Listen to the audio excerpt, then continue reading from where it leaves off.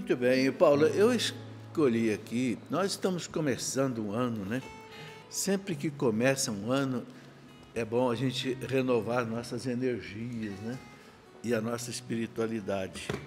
Então, meditando aqui, rezando um pouco, eu peguei aqui o Salmo 34, na Bíblia, né, aqui da CNBB, que é publicada também pela Canção Nova, na Bíblia de tradução grega é o 33. Então, 33 ou 34 você vai encontrar aí.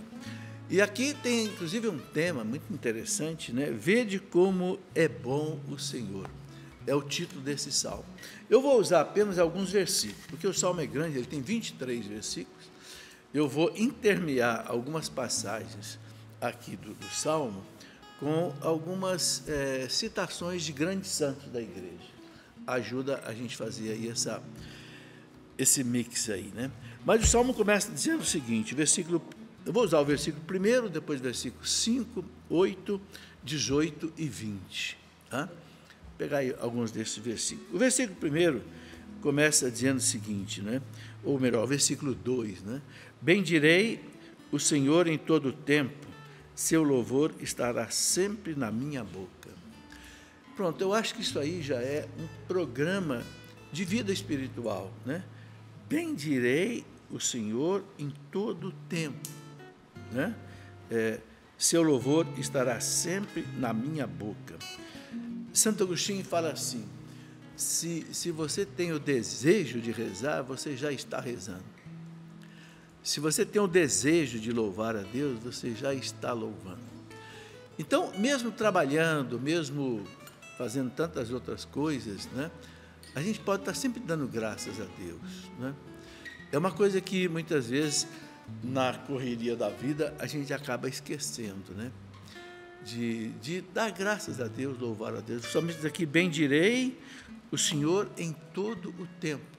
São Paulo fala, orai sem cessar. Como assim orai sem cessar? Será que eu vou ter que ficar, né, 24 horas aí só de joelhos sentado rezando? Não. É ter a alma ligada a Deus, unida a Deus, né? E muitas coisas podem ajudar a gente, sabe? Uma coisa que eu penso é o seguinte, eu estava assistindo esses dias aquela série The Chosen, né? E depois eu vi um comentário de um rapaz dizendo assim, depois que eu assisti essa série, eu não consigo colocar um chiclete na boca sem dar graças a Deus, sem agradecer a Deus. Mas é verdade, porque esse filme ele tem assim um lastro bíblico muito bom, essa série, e ele assim, ele está lastreado ali na cultura judaica, e os judeus, né, os judeus antigos, ele não comia nada, não bebia nada, sem antes dizer, ó Senhor Deus do universo, obrigado por esse alimento, por essa comida, por esse pão. Então, é uma coisa que a gente esquece, né? Eu gosto muito de aprofundar nisso, sabe? Eu fico pensando, por exemplo, eu acho que a gente não podia beber um copo d'água sem dizer a Deus, muito obrigado. Porque quem conhece um pouquinho de química sabe que não é fácil você fazer água. É uma combinação de H2O, né? 2 átomos de hidrogênio com um de oxigênio, mas eles só combinam em determinadas temperaturas e pressão. E Deus faz a coisa acontecer assim, abundantemente, né? Isso não é fácil. Uma simples água é uma coisa maravilhosa. E a gente bebe, toma banho e tal, será que a gente agradece a Deus? Você vai comer uma banana, por exemplo, você já viu coisa mais maravilhosa? Ela já vem embrulhada. Limpinha. É um embrulho que não tem durex, não tem nada, você tira com a mão.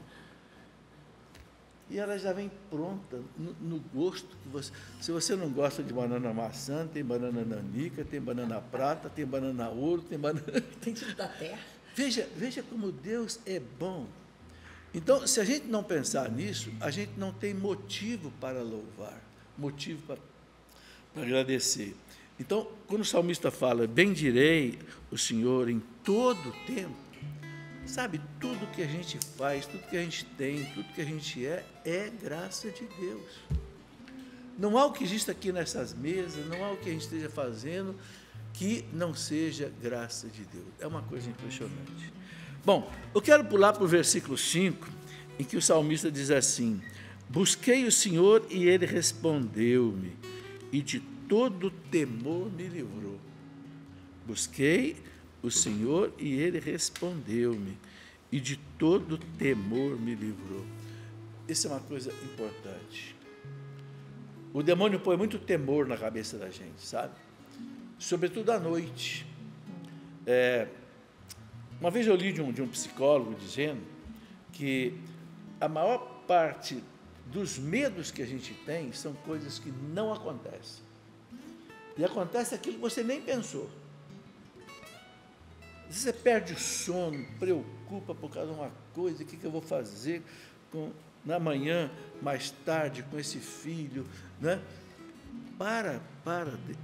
Né? Deixa cada coisa acontecer em cada momento, né? Uma coisa que eu repito sempre para as pessoas é o seguinte: Deus não dá a graça antes do problema acontecer. Jesus fala, né? Dai-nos o pão de cada dia. Esse pão de cada dia também é a graça de Deus, né? Você não pode querer, Jesus fala, viva um dia de cada vez, porque você não aguenta viver 2 dias de cada vez. Por quê? Porque o dia de amanhã, Jesus fala, tem as suas próprias preocupações. Então, a preocupação de amanhã, a graça para a preocupação de amanhã só vem amanhã. Mas se você fica preocupado hoje com problemas de amanhã, você não tem a graça ainda de amanhã, então você vai ficar sofrendo, você vai ficar temendo, né? Então, é isso, viver o dia de hoje com a graça de hoje, deixa o futuro na mão de Deus, deixa o passado também na mão de Deus. A única coisa que nós temos no nosso poder é o presente. E Deus dá a graça para o problema presente. A Bíblia fala que a graça se divide em 3, 4 tipos, né? Tem a graça santificante, que a gente recebe desde o batismo. Tem a graça de estado, pela a sua profissão, o seu estado de vida, solteiro, casado, né? Viúvo, é a graça de estado. Mas tem a graça atual, né? Aquilo que você precisa para agora. Nós estamos fazendo esse programa aqui agora. Nós acreditamos em Deus, nós rezamos. Então, Deus dá uma graça para este momento, para a gente realizar este trabalho. Pronto, depois vai ter outro trabalho, Deus vai nos dar uma outra graça. Então, esse versículo 5 mostra isso, né? Busquei o Senhor, e Ele respondeu. Então, buscar o Senhor, isso é uma coisa importante, né? E Ele respondeu, e de todo temor me livrou. Sabe, muita gente sofre nas madrugadas, porque nas madrugadas fica pensando naquele problema que vai ter que resolver durante o dia, vai e perde o sono, aí começa a se angustiar porque fica naquela solidão da noite. O que tem que fazer? Sai da cama e reza. Sai da cama, pega a sua Bíblia, pega um salmo, aí, um salmo 90, um salmo esse 33, 34, e vai rezando até esse temor sair da sua cabeça. Uma coisa muito importante.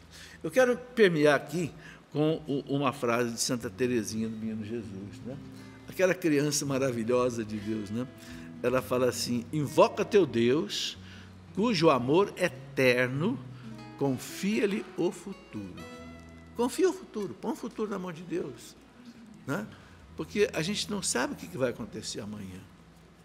Então, não adianta se ficar se preocupando.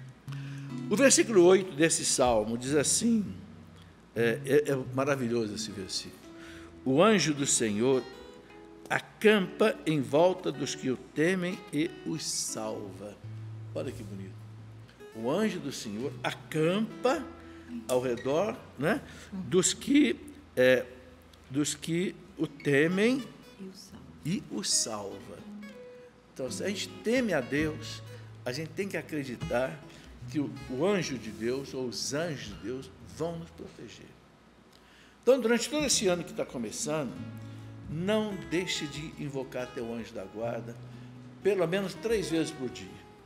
De manhã, quando você acorda, Santo anjo do Senhor, meu zeloso guardador, vai na minha frente. Não me deixa, eu que já estou meus 74 anos, tem muita preocupação de cair. Não me deixa cair, Santo Anjo. Se eu cair, me segura. Não está escrito lá no Salmo 90? Os anjos se sustentarão em suas mãos para que os teus pés não tropecem em alguma pedra. Santo Anjo, não deixa eu tropeçar, não é só em pedra, não. É em tapete, é em degrau, entendeu? Porque eu já não tenho mais a maleabilidade de um jovem. Então, pede, tá, é palavra de Deus, o anjo do Senhor acampa, quer dizer, ele fica junto dos que o temem, ou seja, de quem tem fé, de quem acredita, né? E o salva, livra do perigo. Então, eu acho que é importante viver esse ano que começa, um tempo novo, né, com essa expectativa.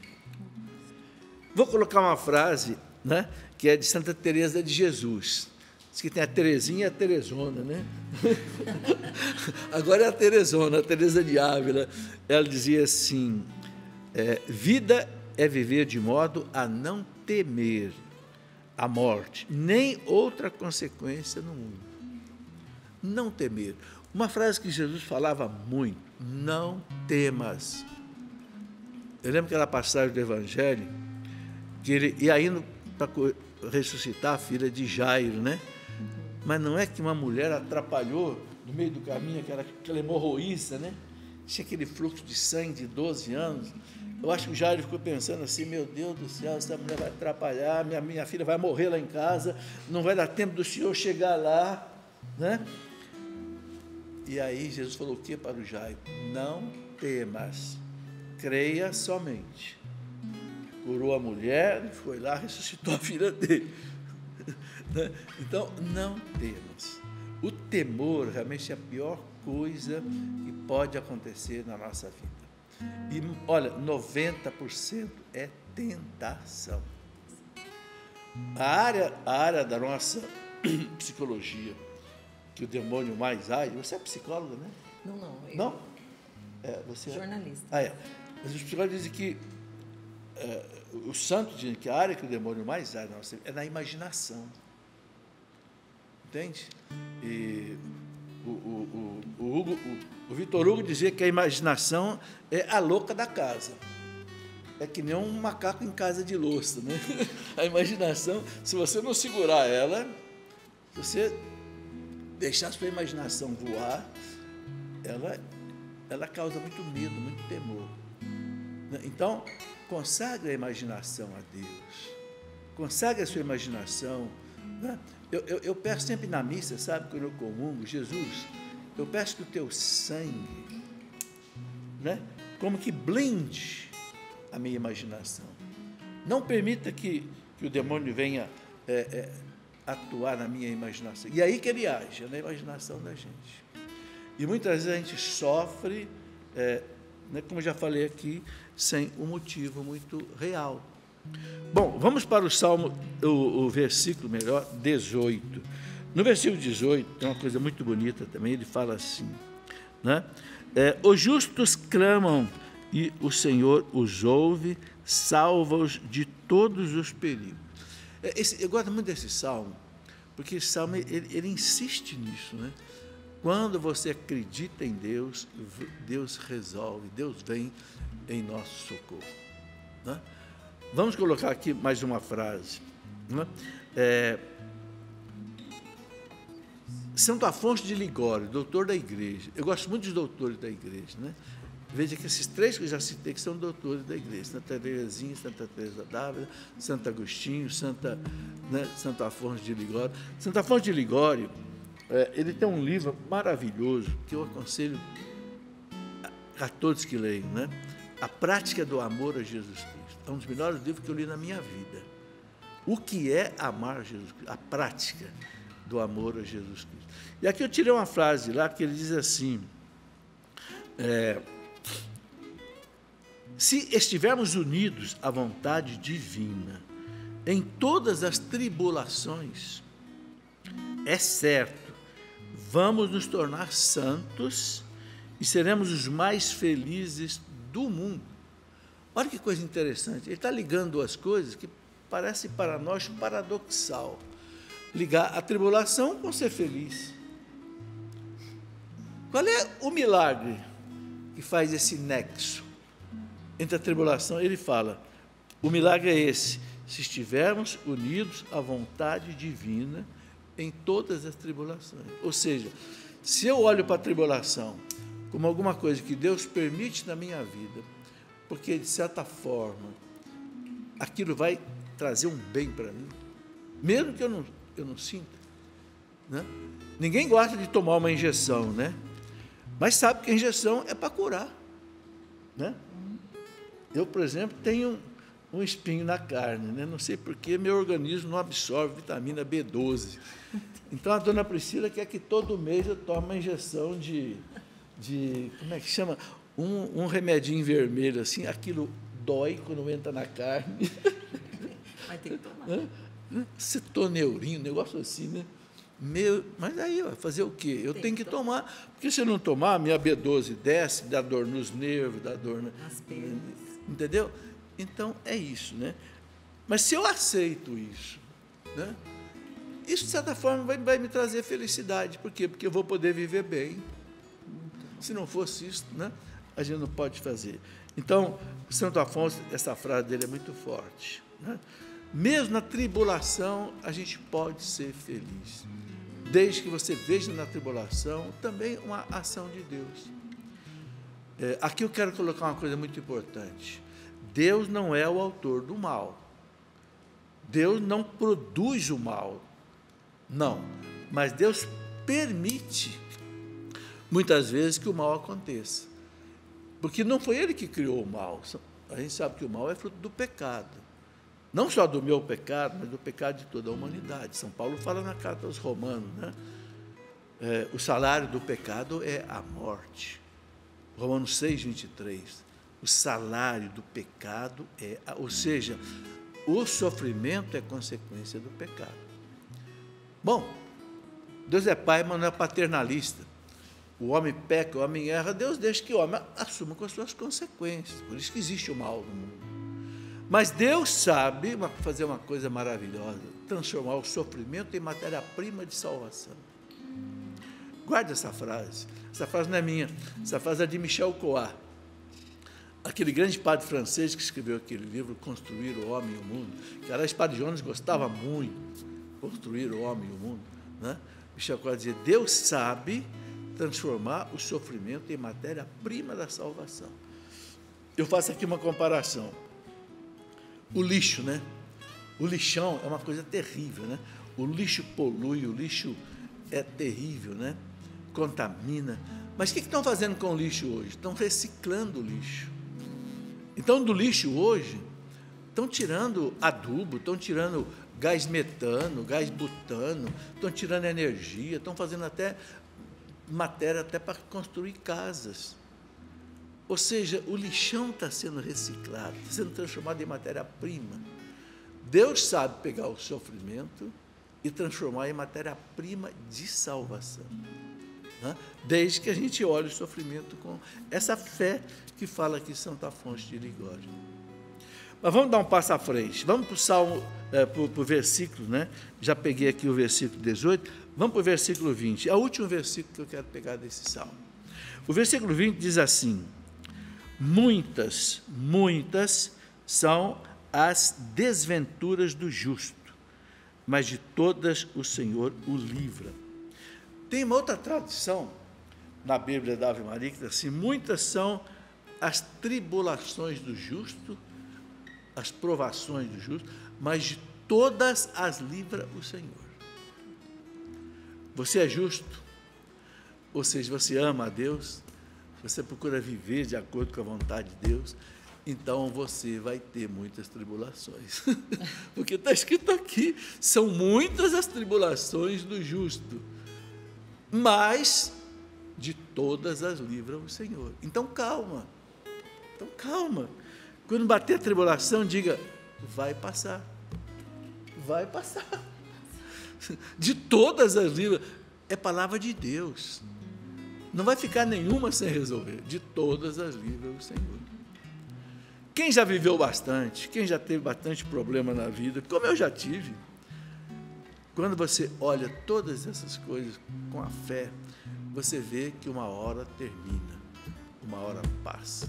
Engraçado, o povo tem uma sabedoria que espelha isso, né? O povo mais ou menos diz assim, mas que é? Não é bem que dure para sempre, não há mal que termine. Não é, Sebastião, um negócio assim? Peraí que eu vou lembrar disso. O povo tem uma sabedoria, né? Não há bem que não acabe, mas também não há mal que dure para sempre. Uma hora ele acaba, uma hora ele passa. Então, aí a gente precisa ter duas coisas que a igreja ensina para a gente: fé e paciência. Fé é você acreditar que Deus vai agir. E paciência para esperar. Engraçado, minha mãe dizia uma frase que eu nunca consegui esquecer. Minha mãe dizia, é a fé que leva a gente para o céu. Não há bem que sempre dure, nem mal que nunca se acabe. Opa, você é rápido. Achei aqui, ó. Né? Não há bem que sempre dure, nem mal que nunca se acabe. É um provérbio popular. Você vê como é que o povo sabe transformar a sabedoria de Deus em provérbio, né? Mas É muito mãe... interessante. Bom, mas então, isso aí, eu tomo isso, sabe, como um lema de vida. Teve uma época que eu até escrevi esse versículo, preguei na minha mesa de trabalho, ali perto do computador. Né? São muitas as provações do justo, mas de todas as livra o Senhor. Sabe, de vez em quando é bom a gente pegar um versículo desse, escrever assim na sua mesa de trabalho. Né? Os santos tinham essas manias, né? Só que as manias de santo era pior do que a nossa, né? Os santos às vezes colocavam uma caveira em cima da mesa para lembrar que sempre vai morrer, um dia vai morrer. Sim. São Francisco fazia isso, vários santos faziam. Não precisa colocar uma caveira, não. Põe uma boa frase da Bíblia aí, já ajuda, né, a gente a vencer as coisas. Mas deixa eu colocar aqui mais algumas frases. Eu estava pensando, né, no começo do ano e tal, que tipo de mensagem, de meditação a gente precisa fazer, né? E eu colhi aqui mais algumas coisas. Por exemplo, Santa Teresa de Calcutá, Madre Teresa. A Madre Teresa tinha umas sacadas muito interessantes, né? Olha o que ela diz aqui. Quer fazer algo para promover a paz no mundo? Então vá para casa e ame a sua família. Pronto. Parece uma loucura, né? Está falando em paz no mundo, ela manda para minha casa. Peraí, o que eu posso fazer pela paz no mundo? Nada.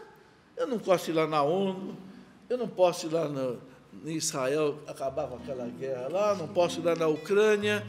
Então, o que eu posso fazer? Eu posso rezar, ótimo, mas eu posso fazer a paz na minha casa. Pensa bem, olha o raciocínio dela.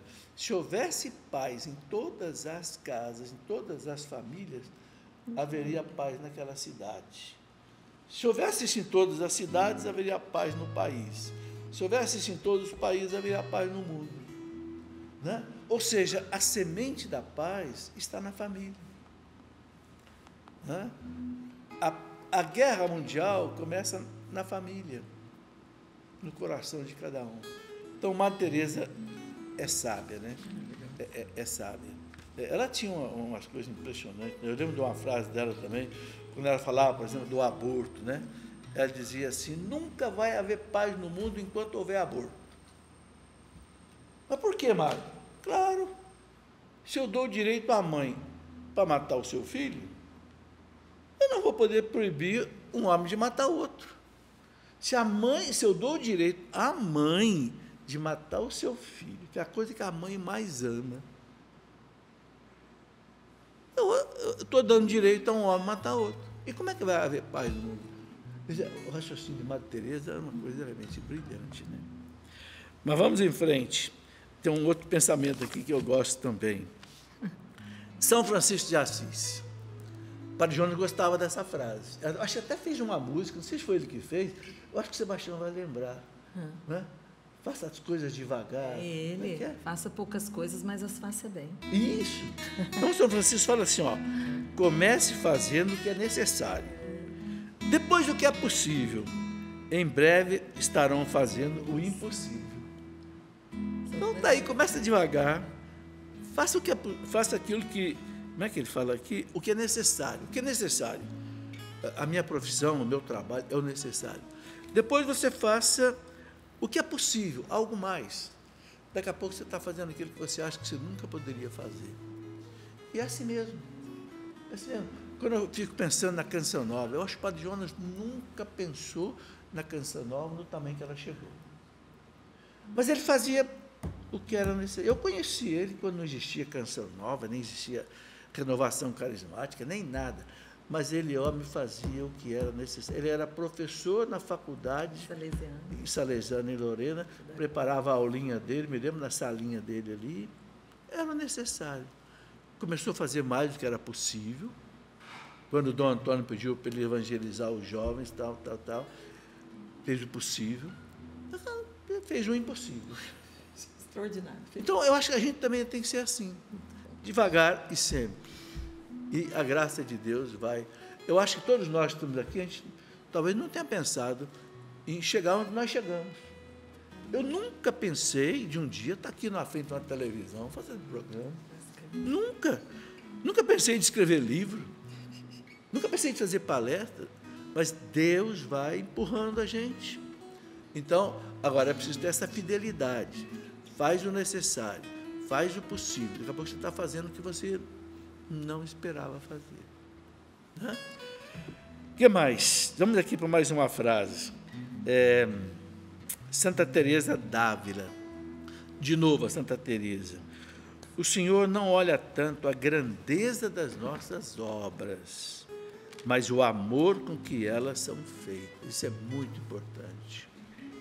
Deus não está preocupado se eu vou fazer grandes coisas, porque fazer grandes coisas é graça de Deus. Ninguém faz grandes coisas sozinho. Se o Padre Jonas fez grandes coisas, é porque Deus deu uma graça para ele, e ele foi fiel, claro. Ele correspondeu à graça de Deus. Né? Mas o importante não é fazer grandes coisas.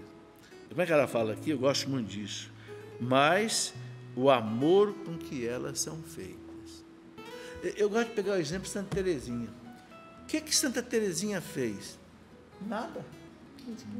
Aos olhos do mundo, nada. Veja, aquela menina entrou com 15 anos para o Carmelo, morreu com 24, não fez uma palestra para ninguém, escreveu um livro, porque a Madre Superiora obrigou, porque viu nela sinais de santidade, a história de uma alma, e escreveu muitas cartas para as irmãs que eram como ela e tal. Gente, mas que revolução essa menina fez no mundo. Começou ali na França.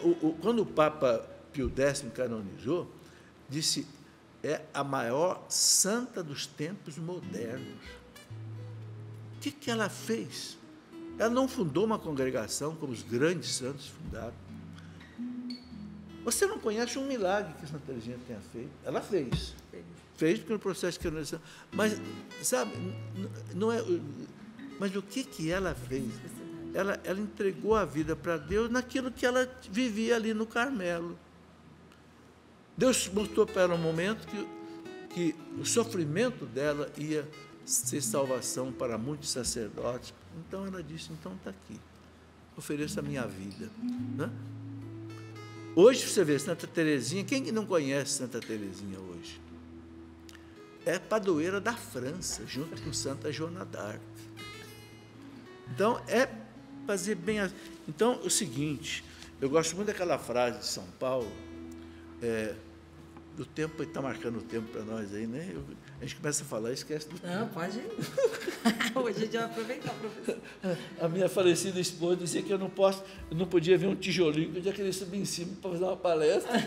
Essa é a intriga da oposição. Tá certo. Bom, mas eu estava dizendo, São Paulo fala uma coisa muito bonita, na carta aos Colossenses, capítulo 3, lá no versículo 23, São Paulo fala assim, tudo o que fizeres, né, faça com amor, não para os homens, mas para o Senhor, certo de que recebereis a recompensa das mãos do Senhor. Olha que coisa bonita, gente.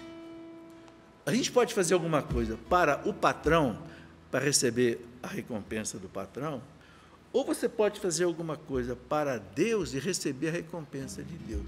Qual recompensa vai ser melhor? É claro que é de Deus. Então, você pode fazer a coisa para o seu patrão e, ao mesmo tempo, fazer para Deus. O patrão vai te dar o salário, Deus vai te dar o céu. Então, uma coisa que é muito importante, não importa se você está varrendo a sua casa, se você está lavando uma louça, que coisa mais chata, né? Nossa Senhora, quando a minha esposa pedia para lavar a louça, eu dizia, mais fácil escrever um livro. Né? Mas não importa se eu estou cuidando de uma criança, dando um banho numa criança, operando um doente, se você é médico, se você faz aquilo para Deus, a tua vida torna-se sagrada. Esse é o segredo para tornar uma vida sagrada, fazer tudo para Deus. Chama-se reta intenção. Reta intenção. Né? Vou repetir a frase de São Paulo. Tudo o que fizer, olha, tudo o que fizer, hein? Não é só rezar e negar, tudo. É a comida que você faz, a roupa que você lava, a camisa que você passa. Faça para Deus. Eu costumo fazer essa comparação. Se você vai lavar a calça do seu marido, lave essa calça como se Jesus fosse vesti-la. Se você vai lavar a camisa dele, passar a camisa dele, lave e passe como se Jesus fosse vestir essa camisa.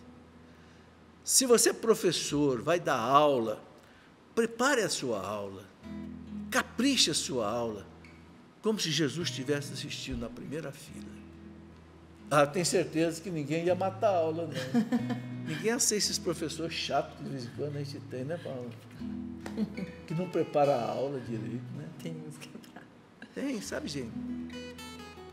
Se você é médico, está operando um doente, opere aquele doente como se Jesus fosse esse doente. Olha, gente, isso para usar a linguagem cibernética, isso dá um upgrade na vida da gente, né? Isso dá isso santifica a vida da gente, torna a vida da gente sagrada. Isso é muito importante, né? Bom, Paula, eu vi o tempo aí, mas perdi um pouco. Ainda temos quanto? Tem quantos minutos? Ainda ele tem 5 minutos? Então ainda dá para eu pegar mais um pensamento aqui. O outro pensamento que eu tenho aqui é de São Tomás de Aquino, não podia faltar, né? São Tomás de Aquino, queira Deus que eu tenha uma gota desse Aquino dele no meu nome. Do nome. Santo Tomás de Aquino. Ele fala assim, se buscas por onde ir, segue a Cristo, porque Ele é o caminho. Se você quer saber por onde você vai, segue a Cristo, Ele é o caminho. Né? Sabe, hoje, por que eu coloco essa frase aqui? Parece uma frase assim, óbvia, né? Para nós parece uma frase, o óbvio ululante, né? Como dizia o Nelson Rodrigues, né? Mas não é. Hoje, sabe, com essa avalanche de informações que a gente vê pela internet, Paula, é uma loucura. Muita oferta, né? Você abre um YouTube, você abre um Facebook, você abre o X aí, né? O Twitter antigo. Gente do céu, parece que a cabeça da gente entra em turbulência. Dor de cabeça. E eu fico pensando isso na cabeça de um jovem, a gente que já é maduro, já viveu, já aprendeu, já estudou. Então, é muito importante que a gente tenha um norte, né? No meio dessa parafernália de coisas, né? Um dizendo uma coisa, outro dizendo outra, a gente tem, se buscas por onde ir, se você quer um caminho, então segue a Cristo. Segue a Cristo. Nunca deixe de ler o Evangelho. Por quê? Porque você lendo o Evangelho, meditando o Evangelho, você vai tendo o norte. Porque São Jerônimo dizia assim, quem não conhece o Evangelho não conhece Jesus Cristo. Não adianta. Se você não lê os Evangelhos, você não conhece Jesus Cristo.